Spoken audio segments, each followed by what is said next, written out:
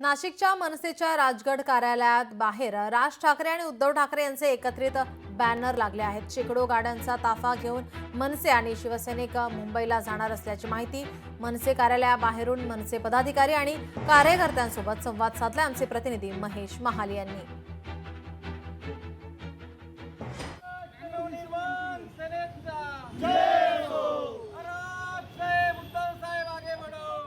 हिंदी सक्तीचा अध्यादेश रद्द केल्यानंतर उद्या मुंबईमध्ये विजयी मेळावा पार पडणार आहे आणि त्याची जर तयारी पाहिली तर ही अंतिम टप्प्यात आलेली। या ठिकाणी मनसेच्या कार्यालयाबाहेर जर आपण बघितलं तर बॅनर लावण्यात आलेले, यामध्ये बाळासाहेब ठाकरे यांचा पहिले सुरुवातीला फोटो आहे, यानंतर राज ठाकरे आणि उद्धव ठाकरे यांचे फोटो लावण्यात आलेले आणि चलो मुंबई असा एकंदरीतच नारा जो आहे तो मनसे पदाधिकाऱ्यांनी दिलेला आहे। नेमके उद्याच्या विजयी मेळाव्यामध्ये मनसे पदाधिकाऱ्यांचं कसं नियोजन असणार हे आपण जाणून घेणार आहोत। हिंदू जननायक राजसाहेब ठाकरे आणि उद्धवसाहेब ठाकरेंनी मराठी भाषेसाठी जो एल्गार पुकारला होता त्या माध्यमातून उद्या विजयी मेळावा मुंबई येथे होतोय। तर आम्ही प्रत्येक विभाग वाईज शाखा प्रमुखापासून तालुका वाईज तिथल्या शाखा प्रमुखापासून पूर्ण गाड्यांचं नियोजन केलेलं आहे, कार्यकर्त्यांचं नियोजन केलेलं आहे।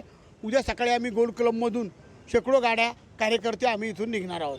तालुका वाईज आम्ही आमच्या पक्षातर्फे महाराष्ट्र नवनिर्माण सेनेचे जितके तालुकाध्यक्ष तर प्रत्येक तालुकाध्यक्षांना भेटून नाशिक शहरातील सर्व शाखा अध्यक्षांपासून सर्व प्रमुख पदाधिकाऱ्यांबरोबर चर्चा करून या मेळाव्याचं नियोजन सांगितलं आणि ह्या मेळाव्याचं उद्या सकाळी आम्ही सकाळी 6 वाजता इथून आम्ही निघणार आहोत। उद्याचा दिवस हा आनंदाचा दिवस आहे।